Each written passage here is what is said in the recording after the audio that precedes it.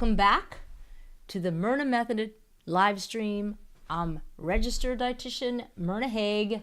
My goal is to bring you impactful nutrition information that can significantly change your life.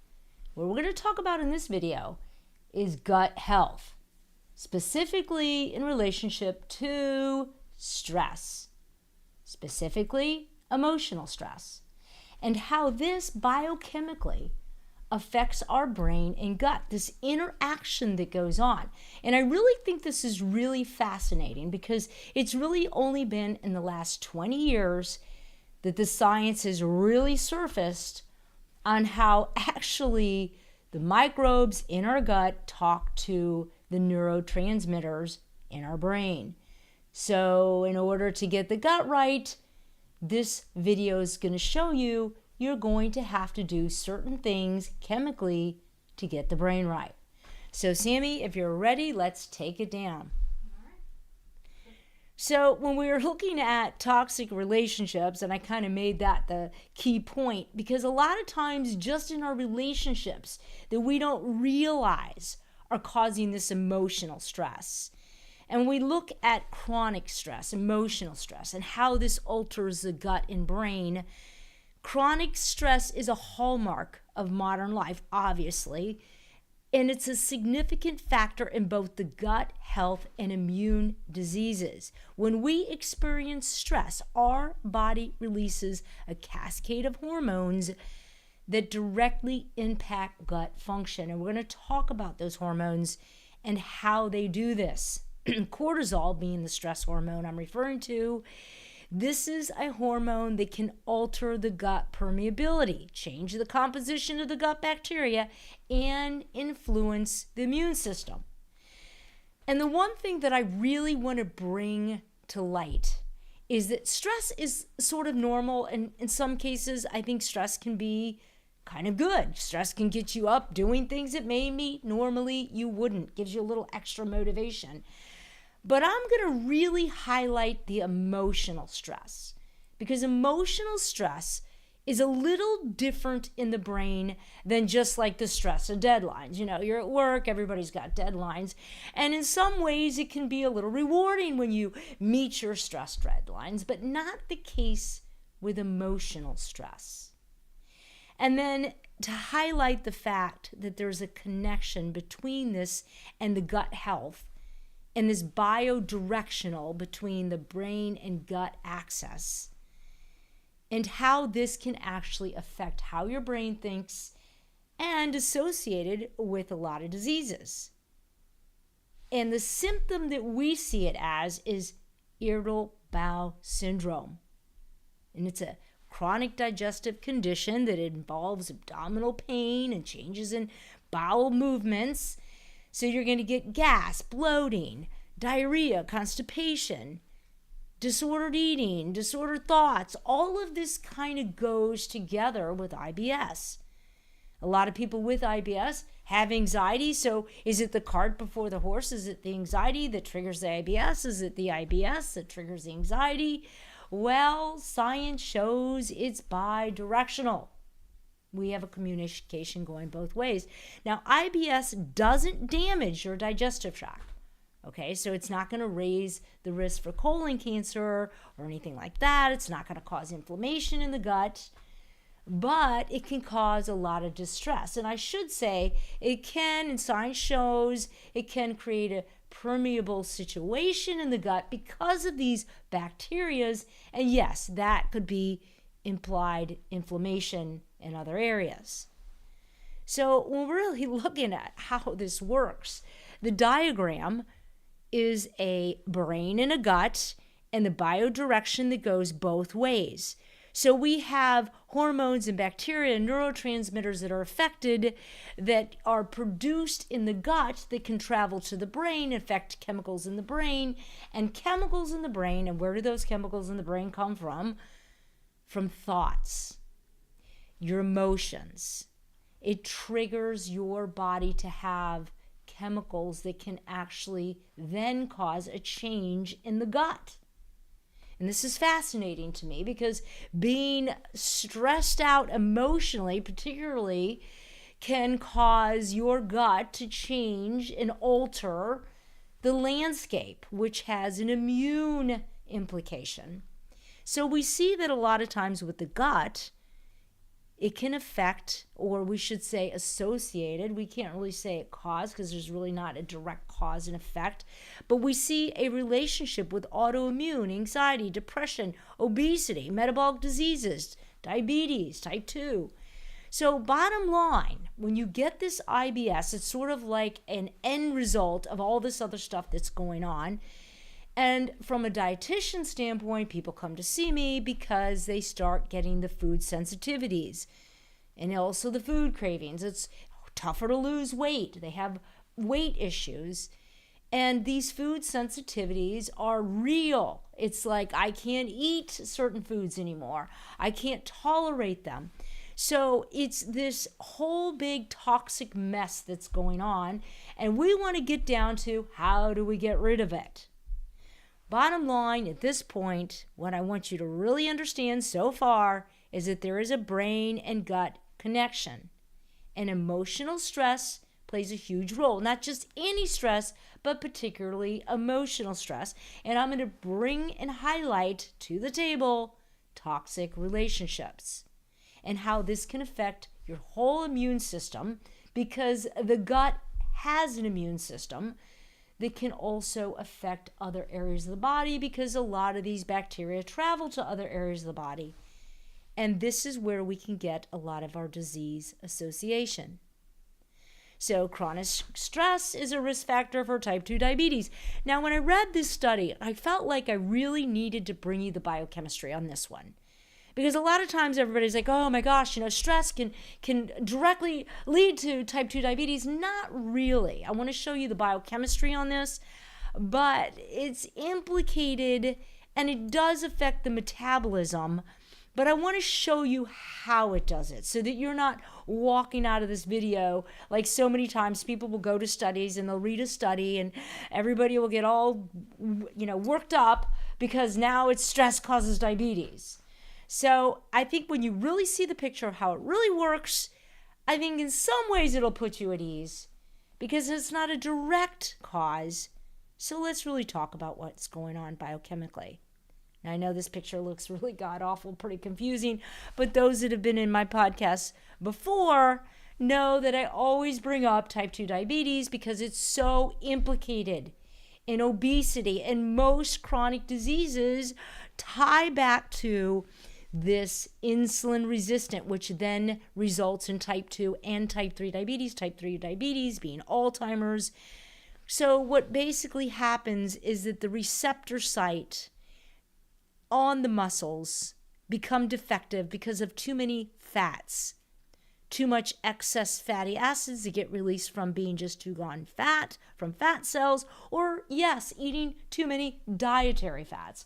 There's a right amount and a not so right amount, right? So you can't just eat a lot of fat as much as you want and not think it's going to affect the body. The macronutrients, protein, fiber, carbs, and fat, have a certain way you should be eating them. And when you're doing an excessive amount of fats, it can cause a disruption in the receptor sites, in muscle cells, also in brain cells. And what this means is that the receptor site is not going to be receptive to insulin action. So insulin attaches to the receptor site, which talks to a messenger, talks to another messenger, and allows a transporter to the surface. And this allows sugar into the muscle cell, and muscles are very happy. But with insulin resistance, which you could be maybe 20 or 30%, and you don't even know it, right? Because nobody's testing you. You don't just become a type 2 diabetic, you sort of grow into the disease. So a decade before this is all going on, you don't really realize it, but 20 or 30 muscle cells are not very receptive. And what happens is the glucose begins to build in the blood. But don't worry, because fat cells are very receptive. And now the fat cells become better at storing glucose than your muscles become at using them. But here's where stress plays a role in this and why it's implicated with type 2 diabetes. First of all, this isn't a stress-induced, this is really diet, because we need to understand that you want to keep your fats between 30 and 35%, maybe 25% for some people, which could mean anywhere from 50 to 70 grams of fat a day, not 120 grams. In other words, not a ton of olive oil. Olive oil is good for you, yes. Avocados are good for you, nuts are good, but in excess, not so good. But what happens with stress? When your body has stress, you release this cortisol, this stress hormone, and this stress hormone affects the liver. So cortisol, when you're in a situation of being stressed, yes, emotional stress, your liver then releases sugar into the blood, just as if you ate a ton of candy bars. The body doesn't know any different. It just knows that sugar's in the blood. And if you have insulin resistance, which a lot of people can have it decades before diagnosed as a type 2 diabetic, then yes, sugar is going to be a problem. You're going to notice you start gaining more weight. You're going to notice that a lot of this stress is giving you more belly fat. And that's because the stress hormones throw sugar into the blood. And with this compounded situation of insulin resistance, sugar not getting into the muscle cell, then it causes a disruption because the metabolism in the muscle isn't going like it should, because muscles would like to have that sugar. And it can lead to type 2 diabetes. And it can also lead to more body fat, especially in the midsection. So the real take home here is that the stress hormones trigger the liver. The sugar in the blood increases your cravings for more sugar, because when you have sugar in the blood, you're going to have an increase of insulin. And every time you have more insulin in the blood, you're going to be hungrier. That's just one of the metabolic issues with this hormone insulin. So it increases cravings for more sugar. Sugar in the gut, because now you're eating more sugar because of the cravings, will start to increase more bad gut bacteria. These bad gut bacteria travel to the brain, and they can also affect neurotransmitters, anxiety, depression, and also a lot of your thoughts in your brain can also biodirectionally affect the gut. In this case, I'm just showing how excess sugar and also excess fat can do the same thing, can create not so good bugs in the gut. And these are implicated in a lot of neuronal issues, a lot of issues in the brain. They also can affect your appetite center in the brain. So a lot of these microbes in the gut can actually change your cravings from a brain perspective to actually want the very foods that are keeping them alive, like more sugar and fat. So there's this real addictive nature to what goes on between the gut and the brain as well, which makes it tougher from a dieting perspective. So let's look at some studies and see how this is implicated with IBS. So physiological stress impacts the gut motility, permeability, and immunity. And this is where it can alter your gut function. It also alters the neuroendocrine immune pathways causing some of these IBS flare-ups. And in this study, it talks about stress-induced alterations, and the neuroendocrine immune pathway acts on the gut-brain axis, and the microbiota, which is the gut bacteria, gut-brain axis, and this can cause symptoms, flare-ups, that can exaggerate the IBS. In this study, it talks about the impact of abuse and mood on bowel syndrome symptoms. And this is really about how emotional stress is so common with IBS. Most of my patients, I see emotional stress, I'm going to see gut issues. They go hand in hand, particularly with depression and anxiety. And this study talks about how common, and you'll definitely see it even with post-traumatic stress syndrome and with emotional abuse. There's a lot of self-blame, self-silencing. So we will see a lot of this because this emotional patterns that the brain goes through in this repeat and play just stir up more chemicals that can affect the gut. A lot of these studies talk about even previous maltreatment increases the risk of adult onset, unexplained gastrointestinal symptoms. And it talks about having children that have been, abused or neglected in adult life can suffer from IBS. And it talks about, it goes unexplained because IBS, you go to your gastroenterologist, he's going to go, oh, you've got IBS. Nobody's really alarmed by it or really concerned about it because it's not really an inflammatory bowel disease. It just means that, you're not digesting like you should, or you're having a little difficulty with food, bloating, and gas. But it can be really tough on the person that has it because it can be debilitating. You can have a lot of chronic diarrhea, constipation, and quite honestly, it's no fun when your belly looks like you're 5 months pregnant, right? Because it's just blowing up. So it also talks about how this gut dysfunction leads to brain dysfunction because it can really impact your thought patterns both ways. So it affects the regulation of the neurotransmitters. And a lot of people don't realize that serotonin, which is one of your big mood neurotransmitters, is actually, most of it is made in the gut. So even the gut helps with creating a lot of these peptides and hormones that the brain uses for messaging and even for appetite regulation. So gut dysbiosis is when we get these bacterias not in favor. In other words, you have more bad bacteria than good bacteria. So they're not in favor of a healthy gut, and how they can alter brain function and really even contribute to mental illness. And so the gut microbiome influences neuronal development, cognition, behavior, anxiety, and depression. And this study in depth talks about that. And when we go back to looking at the chart, and I want to come right back to this emotional stress, you typically feel like you have less control, you lose your self-esteem, because emotional stress just kind of does this to us.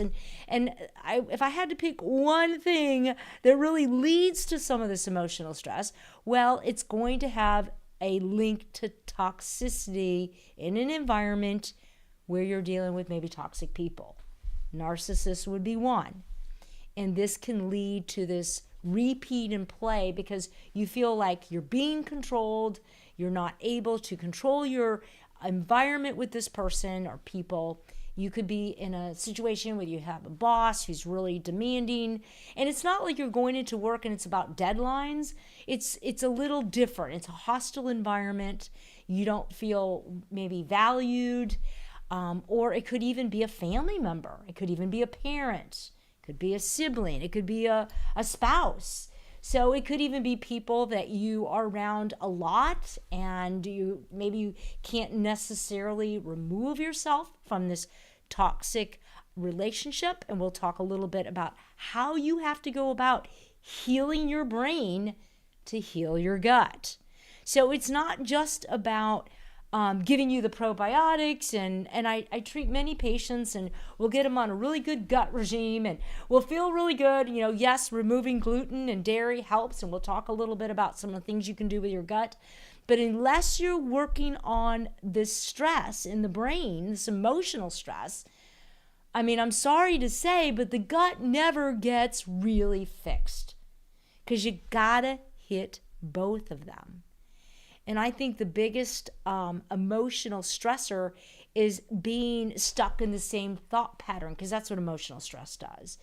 And you feel like this loss of control and this relationship between your brain and central nervous system and this emotional stress. And even with health concerns, a lot of times the unknown, again, back to that loss of control, causes disordered eating. Well, I'm not sure if it's disordered eating or it's just I can't tolerate that food. But by the time I get the patient, they're down to 10 foods, okay? Like white rice, bananas, they're barely eating. And unfortunately, the more and more you remove foods, the less tolerant you are of more foods, because then the body doesn't develop even the bacteria to break those foods down. So it also creates disordered thought, because as the gut gets worse, your brain gets worse, and it's just this vicious cycle. So I want to go right to the brain, the science on the brain, because now we're going to talk about fixing the brain. How do you do that? Well, the brain has neuroplasticity, and you create these neuronal patterns of thought, and you just go round and round. It's kind of like how the brain works. And this round and round of constant thoughts, worry, anxiety, this creates these chemicals in the brain that don't so help the gut, right? And this is the main thing I want you to understand, is that the brain can only process one thought at a time. And that's kind of really awesome, because if you're thinking about another thought, you're not thinking about the one that's causing all the stress. So let's really talk about that.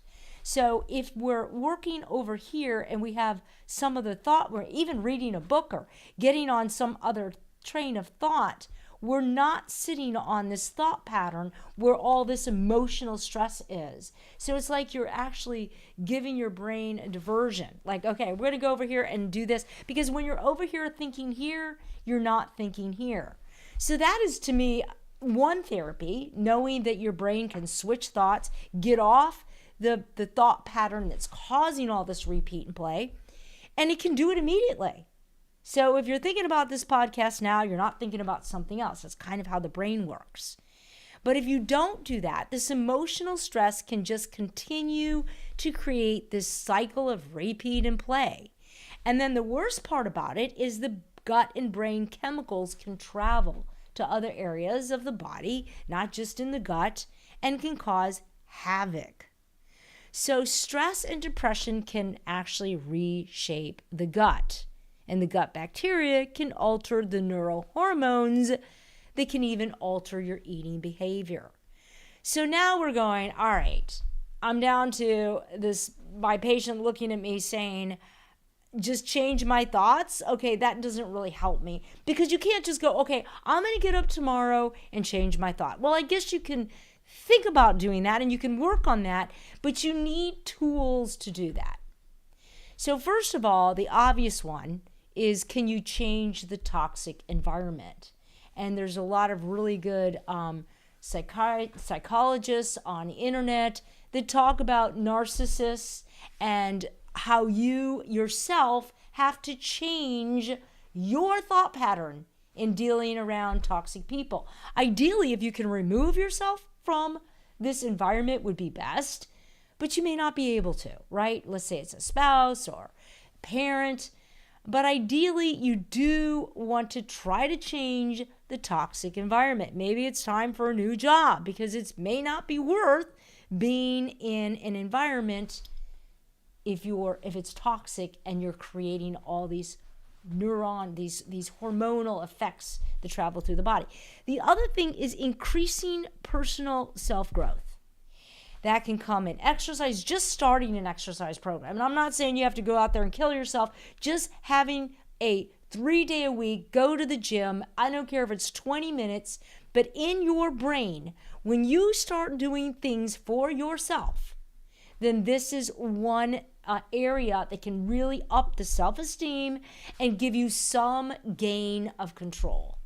Because what happens is you'll lose that control. You don't feel like exercising. The diet goes to hell. And I'm telling you, even educating yourself, even getting on the internet and watching even this podcast, right? Doing this for yourself puts you in more of the control seat. Also, having daily structure, that's shown to help, and increasing your social environment. And then the other thing that really helps is self-awareness. And this is like looking at you as a third person, observing your body, your mind, as sort of an out-of-body experience.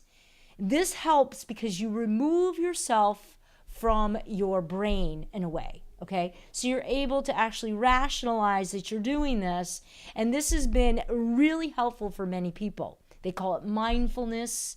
You're the observer, and it gives you sort of a sense of gratitude as well. you sort of develop into that, because then you begin to realize that you're just in a toxic environment, that your body is reacting to emotional stress. And being that observer, again, gives you a little more of the control, because you do lose that sense of control. And then there's clear the brain.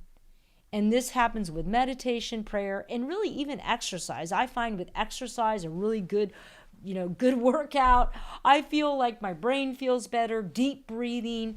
These are all physical patterns, physical things you can do to yourself that help literally clear the brain chemically. So meditation gives you that voidness where you can actually, again, become maybe more of the observer. Prayer. So you want to try to empty the mind.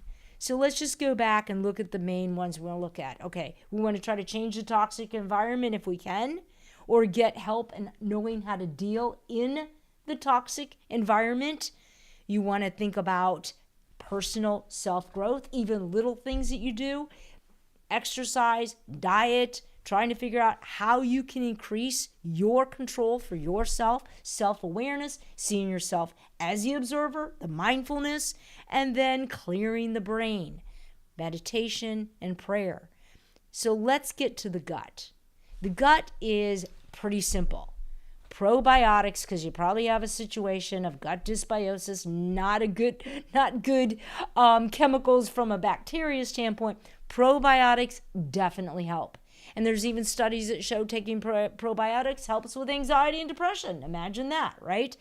Digestive enzymes. A lot of times when the gut is a mess, you lose your ability to properly digest, which accounts for a lot of the bloating and a lot of the gas. Your bile acids, your bile salts become disrupted. So a lot of the digestive capability in your gut is not working optimally. And then you want to reduce fat and sugar. Of course, everybody knows that, but I really want to say that a lot of people don't realize that fat is just as damaging as the sugar, because everybody says sugar, but they're not really addressing even the healthy fats. Excess can be a problem for the gut. You want to increase your daily fiber. Fiber helps release other chemicals, short-chain fatty acids. I'm not going to talk about them in this video. I've talked about them in other videos. But these are very instrumental for healing the gut lining. And it's coming from plant foods. That's where you're going to find these fibers. Fiber is huge. 35 grams minimum a day is what I'm recommending for my patients. And then, yes, you're probably going to have some food sensitivities. It goes with IBS. Those can be reversed, okay? But you're going to probably, for many people, have to reduce the gluten or dairy or eliminate them totally. These are the two that I see most prevalent with a lot of my gut issue people, right? Because they have a lot of permeability, a lot of stuff going on. So really simple with the gut. We want to get the probiotics, good digestive enzymes, reduce the fat and sugar, increase the daily fiber, and possibly remove gluten and dairy. And what's amazing is when you do both of these, if you have that extra 20-pound stubborn weight, especially in the belly area, what I find with patients is they begin to lose the weight, okay? Because the gut is implicated in, struggling with weight. It all goes together.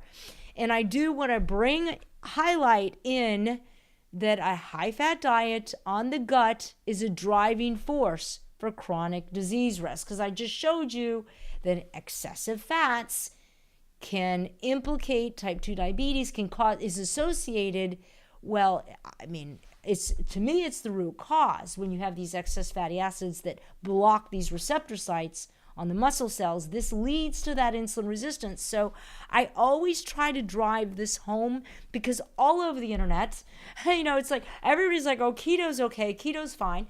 Yes, I've done podcasts on some of the positive parts of keto, but this is one of the negative parts of keto, is excessive fats are not good for the gut. In this study here, it talks about emerging evidence provides an argument for the role of the gut microbiome in the control of body weight and energy homeostasis. and it's talking about a high-fat diet induces alterations in the gut bacterial composition. High-fat feedings have been associated with modifications in the gut microbial profile as well as decreased diversity, meaning that when this high-fat diet is in the gut, you don't have the diversity of all the good bacteria to help kill some of the bad ones. And they talk about how the high-fat diet induces alterations in the gut, and it can also be associated with disease risks. And primarily they talk about type 2 diabetes and other studies.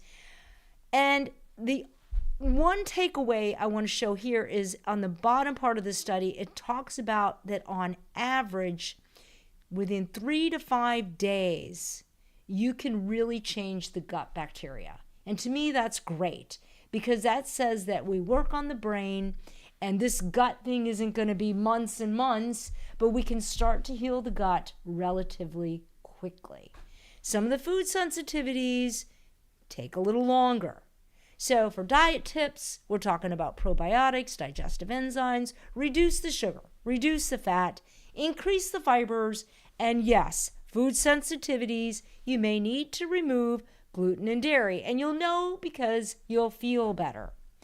Bottom line, you change your health environment and you change your brain environment, or you change your brain environment and you can change your health environment. Certainly the case when it comes to the gut microbiome. And I want to do a little plug for my book, just out on Amazon, Why Your Diets Fail and the Science That Really Works. And you can always reach me at myrnamethod.com. I also have a course and a membership there if you're interested in more on how to eat to be your leanest and healthiest self. So I'll open up if I have any questions. No, but we're getting closer to that 800 subscriber mark. Thank you guys. I appreciate it. Like, subscribe, do all the good stuff. I so appreciate you, and I appreciate having you. This is my passion, and I am just so blessed to be able to bring this to you. And thank you for joining. All right. So, sounds good? It's a wrap?